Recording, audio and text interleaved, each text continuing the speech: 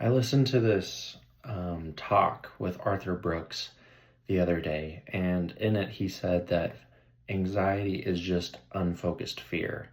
And I've been thinking about that a lot because I've been feeling, I guess, a lot of anxiety. I don't really like to use that word.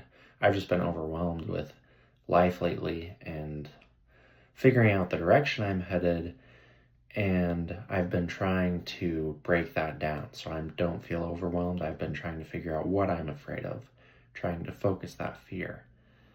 And today, as I was reading, I found something in relation to that topic very interesting.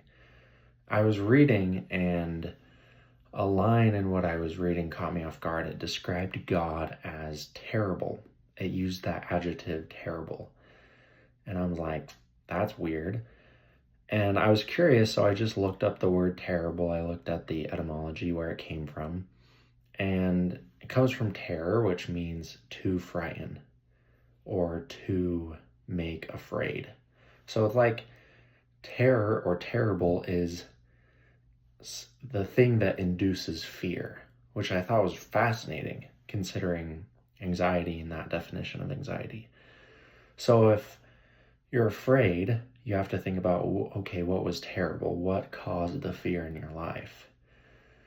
And I think that's super complicated, but I think it's an interesting thought and something worth considering in our lives, because sometimes we just focus on the fear, but we don't take time to acknowledge or question, where does that come from?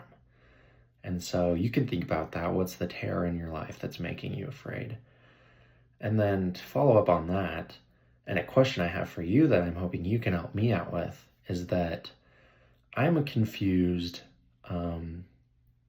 So if terror makes fear and faith is the opposite of fear, faith is what I'm trying to integrate in my life to replace the fear that I have, to get rid of the anxiety, to have faith and hope and optimism. What induces faith? What's the predecessor? If terror is the predecessor of fear, what creates faith? So that's my question. I've been thinking about it just for the past few minutes and I haven't come up with anything. So let me know.